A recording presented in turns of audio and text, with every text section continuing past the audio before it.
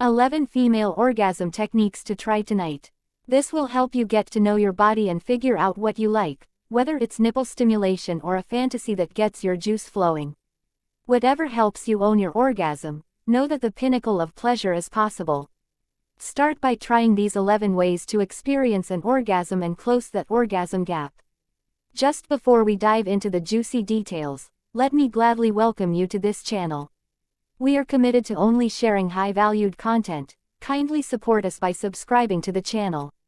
Thank you. Let's begin. Clitoral orgasm. The clitoris is a small nerve-dense structure seated at the top of the vaginal opening and serves no function other than to provide sexual pleasure. If you've never had an orgasm before, you want to start with the clitoris.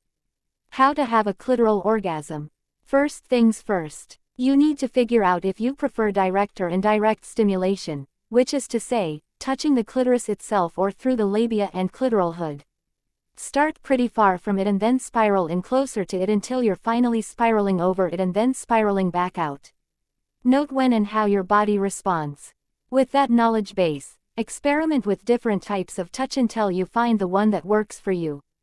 G-spot orgasm. The G-spot is a hypothesized highly erogenous area on the interior, or front vaginal wall of the urethral sponge that can be stimulated during sexual activity. It is the female equivalent to the prostate. How to have a G-spot orgasm. Pee first so you don't hold yourself back from climax, as G-spot stimulation can lead to a need to pee sensation and female ejaculation. Insert your middle finger in the vagina, on the belly button side of the body. You'll feel an area that's likely corrugated in texture. Stop there and use a come-hither motion to stimulate or a toy rubbing or vibrating in that area. Or if you're having penetrative sex, try a position that hits your G-spot. Rear entry positions. Works well for this, and keep stimulating the area until you climax. Blended orgasm. Blended orgasms are combining clitoral stimulation with some other stimulation, and that can actually be a great way once you've mastered the clitoral orgasm to figure out what other parts of your body feels like. So theoretically, you could achieve blended orgasm from stimulating your nipples and your G-spot simultaneously. But the most common combination is clitoris and G-spot. How to have a blended orgasm. If you've got both the G-spot and the clitoral orgasm down, you're in great shape basically. Just stimulate the G-spot at the same time you stimulate your clit. Or if nipple tweaking, earlobe biting, or the anus are what get you going, focus your attention there. But for most people who have clitorises involving that area will up your odds of achieving a blended orgasm. Anal orgasm. There are shared nerves from the interior wall of the rectum to the vagina. So for vagina owners, it may be possible for sexual arousal to occur from rectal stimulation.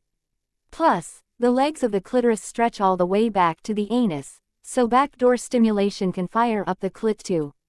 How to have an anal orgasm.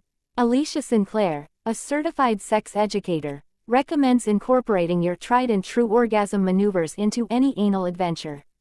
She also suggests easing into anal play by inserting a finger first, so that you can be the giver and receiver.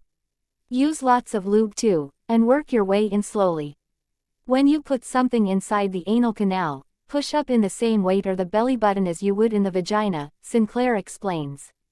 That way, you have that same possibility of stimulating that central nerve area, she says.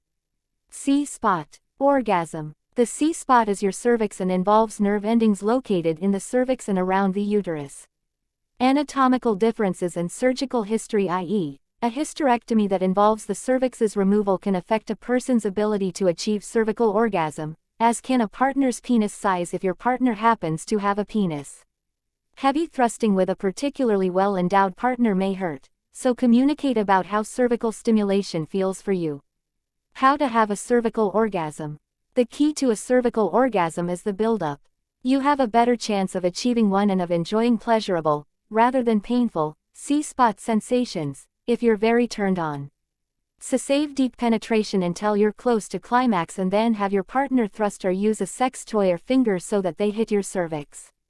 Nipple orgasm. You probably already know where and what the nipples are, but what you might not know is that some people can orgasm solely from their stimulation. When the nipples are stimulated, oxytocin is released, which causes the same uterine and vaginal contractions associated with orgasm. This brings more blood flow to the genitals and can trigger an orgasm. How to have a nipple orgasm. Start on the outer edges using the backs of your fingers and circle your way slowly into the center. You can also roll the nipple between thumb and forefinger. Some people may find it feels great to have a partner breath on, lick, suck or pinch the nipples. This is all subjective, so it's a matter of playing around to determine what feels best for you. A light touch, at least at first, may be best for breast action. Try gentle boob cupping while stimulating the nipples with a tongue or vibrator rather than full-on grabbing. Corrigosum. A corrigosum is when you work out and you have orgasms just from the physical activity. How to have a corrigosum. Unfortunately, this may not be something you can train your body to do. It seems to be people are born doing that, and it tends to be an annoyance more often than not. Because here, exercising in a crowded gym and not being able to stop yourself from climaxing can get awkward. Typically, corrigosums happen in two ways. One is from running, where your thighs might be rubbing together and you're getting a little bit of indirect clitoral stimulation.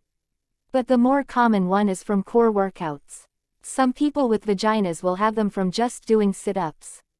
Others experience them from yoga-type practices or being in a bridge position where you really have your core engaged. So maybe it's more of an at-home workout type of experimentation. Skin orgasm. A skin orgasm is also called frisson, like the tingle that runs through your limbs when you hear a particularly affecting song. Maybe you get goosebumps. Maybe your hair stands up, or maybe you get a little shiver. How to have a skin orgasm. Research shows that skin orgasms are most commonly triggered by music, but emotionally evocative scenes in movies, moving artworks, or even other people with whom you feel a very special connection can spark free zone. It's an unpredictable one, though. Breath orgasm. Sex is often pigeonholed into a physical act involving the genitals, but the reality is that the hottest sex happens between our ears and is often enhanced by how we use our breath and lungs. Your breath impacts your interpretation of sensations and helps to put your mind into a state conducive to experiencing pleasure. Which is to say you can in fact breathe your way to climax while also dismissing the intrusive thoughts that can distract from pleasure. How to have a breath orgasm. First things first, finding a quiet, comfortable place to lie down on your back. Placing your hand on your belly, breathe in deeply through your nose such that you can feel your hand rise and fall and exhale through an open mouth. Slowly, begin a mental scan of your body from head to toe, actively relaxing each body part as you go. The way you breathe has a significant impact on your sexual and orgasmic response. And though each of our bodies is unique, many people report that deep, slow breathing intensifies their orgasms and can even result in multiple climax. But because everyone orgasms differently, whether from breathing exercises or physical touch, there's no right way to do this.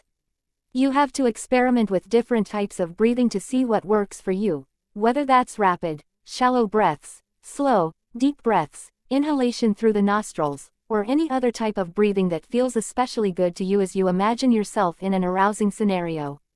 Fantasy, orgasm. So powerful is the mind's hold over our sexuality that some people can actually think themselves of. This one is pretty self-explanatory. We're talking about fantasizing your way to climax, not touching your body, just flexing your mind muscles until you peak. Often, breath work and fantasy will go hand in hand. You may well that visualization scenarios and your body's response works best in conjunction with breathing exercises. How to have a fantasy orgasm.